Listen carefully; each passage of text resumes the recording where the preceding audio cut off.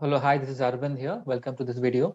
Let's look at the market view and trade setup for the week starting 13th of December. So let's start with the US markets. Dow Jones and S&P 500 closed at the day's high on Friday. You can see it took support at 20 DMA for a couple of days and then started to move higher. So right now it is very close. I would say, let's see, I think 1.6 percentage away from the all-time highs, and S&P is almost there towards the all-time high. So there could be some kind of supply coming in here. US markets may it will be a little jittery, I guess. Next week being the US Fed outcome, that will play a big role where the markets are headed. So in case the Fed speaks about faster tapering or anything like that, then there could be some kind of volatility next week. So that will have an impact on the global markets. So let's be prepared for some volatility.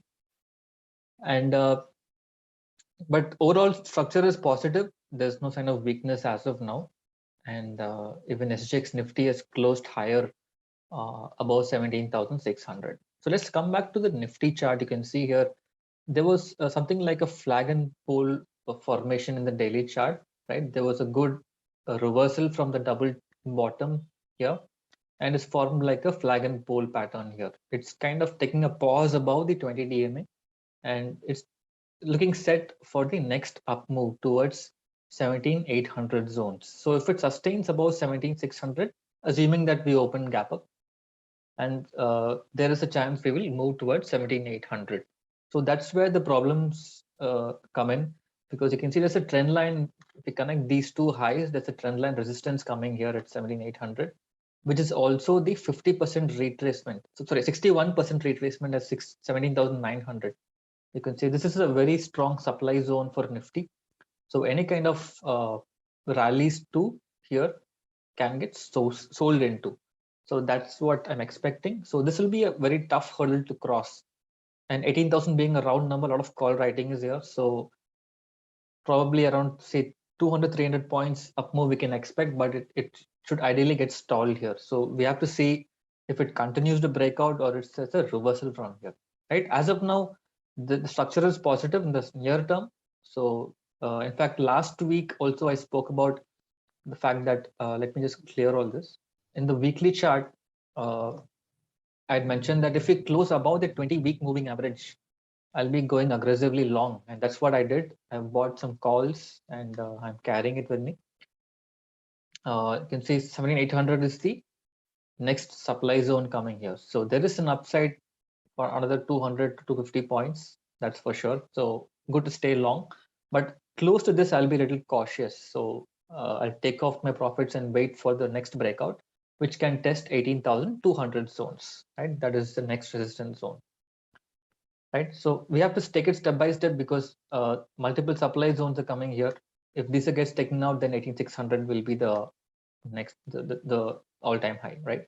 So we have to see if it sustains about 20-week moving average for another 1 or 2 weeks. They can expect a good move towards the all-time highs. So we have to be cautious here. As I said, the trend line resistance is coming here. So further upside only if you cross this hurdle here and sustain above. Otherwise, there could be a possibility of us retracing back to 20-week moving average, and we have to see how it goes from there, right? And coming to Nifty Bank, you can see here there was a very what do you call narrow range move in the last 3 days. It's stuck between this 36,900 to 37,400, 500-point range. It has to break out and come out of this range for a next trending move. So you can see here all these highs around 36,900 acts as a very strong support zone. So if it sustains about 20-week move, so the 20-day moving average, I think it can make a move towards 37,900 or 38,300. Next supply zones are coming here. So the trend is positive, so good to stay long. Your stop is just below 36,900, or even the 20 DMA can act as support going forward. So both the indices look positive, and this is 50 DMA is coming around 38,300. That could act as a strong supply zone. On the downside, 36,600, any dips will still be a buying opportunity here. Right, so that is on Nifty Bank. Let's look at the other global factors. You can see USD INR is been inching higher. You can see it's a very strong supply zone around 75.5, and this is the supply zone. So if it sustains above, then it's going to be a problem for us, because if it's going towards 76, 78, so we need to be a little aware of this. But it's formed a shooting star in daily chart, so there is a possibility that it may retrace back. Once it goes below 75.4, I think we can have some kind of comfort here. And let's look at the dollar index also. It is kind of stable around 20 DMA, right? So there is no threat to this. It's kind of stabilized here after touching 97. So there is a chance it may continue to remain sideways. No big threat from here. And even the US 10-year yield is kind of cooled off by 1% on Friday. You can see here is still below 20 DMA, so no major threat from here, but 100 DMA support is there. And another factor is the crude oil. You can see here, actually crude oil is having some supply around 20 DMA, so it is unable to cross that. You can see here multiple times it's trying to attempt the breakout here. So it is still positive, close higher on Friday, but once it crosses this 20 DMA, I think it can start moving higher. It's an indicator of if this is higher, then the world markets are mostly in the risk on mode, which means equity markets can also go higher. So there's a crossover of 120 DMA. So there is the possibility this will be a supply zone for some time. Once it crosses this, it will go around to 80 to 81, 82. That will be a positive for equity markets. And another point I want to show is CBOE VIX has crashed to 100 DMA. You can see here there's almost 13.3% crash on Friday, which is a positive. You can see here it went to almost 35.5, and from there is a big almost 50% drop from there. That's a positive sign. So in terms of volatility, nothing major to worry about, but we have to see next week. We have to be a little cautious because of the US Fed outcome. Now coming to Nifty max pain point, you can above that. Once sustaining above 17,600, I think we are good for further upside. And coming to stock specific views, Reliance I had spoken about this.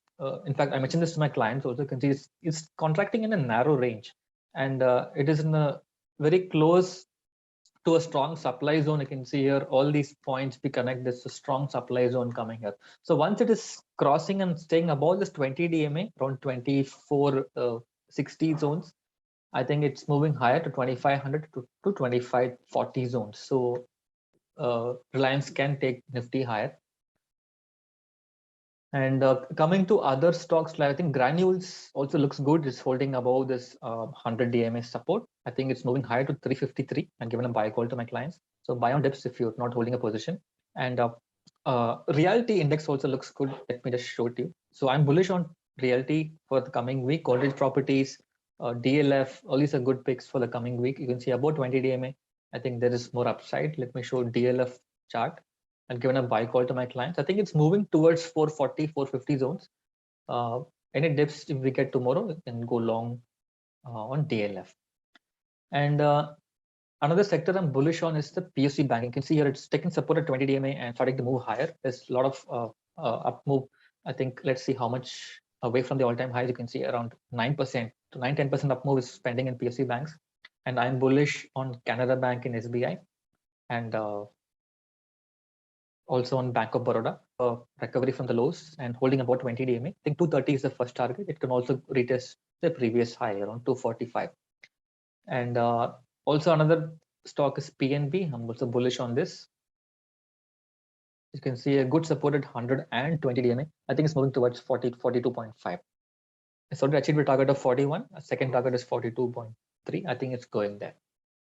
Right. So that's the view and stock specific views on the market for next week. I hope you found the video useful. If you like to subscribe to my live market support, you can check out the link in description. Also, I've left my email address and WhatsApp number. You can contact me for any support. Thanks for watching and have a good week ahead. Take care and bye-bye.